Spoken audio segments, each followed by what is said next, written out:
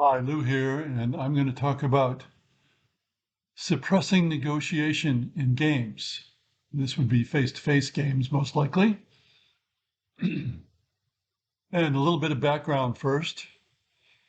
When I did the second edition of Britannia, which was issued in 2006 by Fantasy Flight Games, some people asked me to outlaw negotiation. I told them, you can't do that. I mean, you could put it in the rules, but you couldn't stop people from negotiating.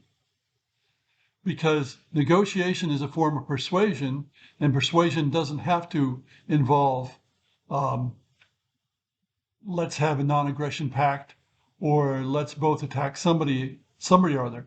It's just persuading people to behave in a manner that you desire.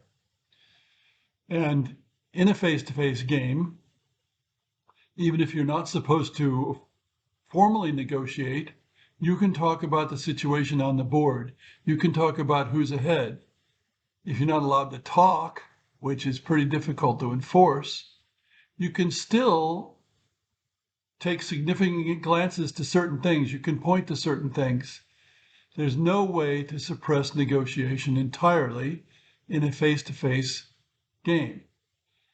Now, if you have a online game and everybody is anonymous and you are able to somehow know that none of them can know who the other players are, so there's no collusion, then perhaps you can try to do it. But those are a lot of ifs there.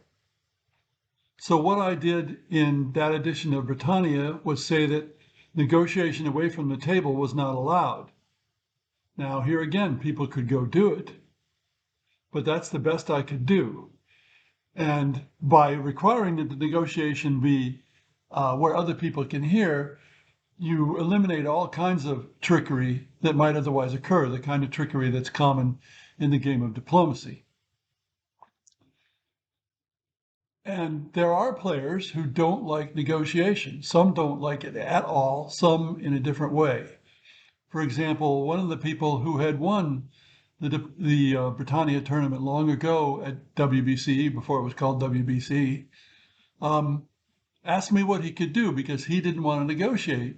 And I said, as long as you don't negotiate, you're going to be outnumbered 3-1. And that's going to make it hard to win. And that's the way it is in games where there are more than two sides. That's just natural, assuming that the players can hinder or help each other. Of course, there are many, many Euro-style games where the players can't really do anything to hinder or help the others, or very little, and so there's no negotiation. In fact, I think that the willingness to negotiate, the habit of negotiation, is going out of tabletop gaming because of Euro-style games, but that's a topic for something else. So in this case, at WBC, the World Board Gaming Championships, I was at the demo where the GM, Jim Jordan, is teaching people how to play the game who haven't played it before. And somebody came up who likes to play the game, but says he doesn't play in the tournaments because he doesn't like the style of negotiation. So we had a spirited discussion, I would say, because he wanted negotiation to be non-specific.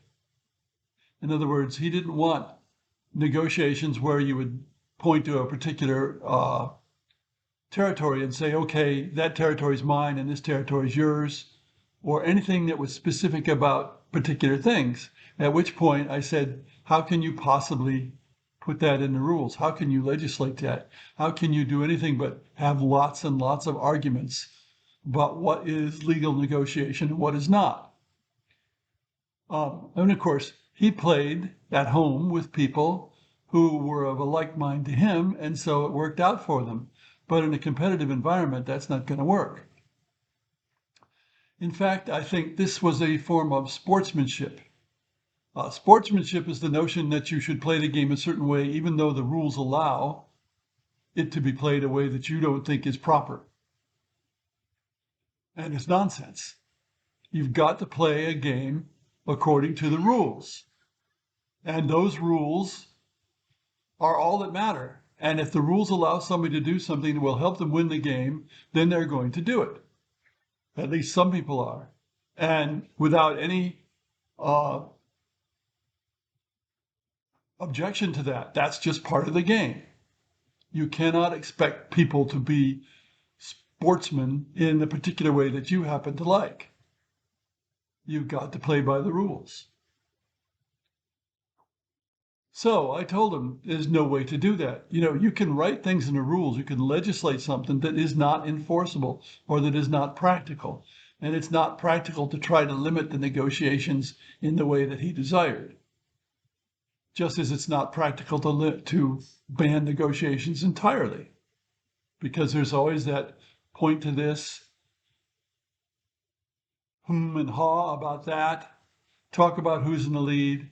That's all part of negotiations. And the only way you can outlaw that is to put tape over the players' mouths, which is not very practical. And they can still point to things and give meaningful looks. So you can't entirely suppress negotiation in a face-to-face game. I understand why some people want to do that, but it's not practical. Thanks for listening.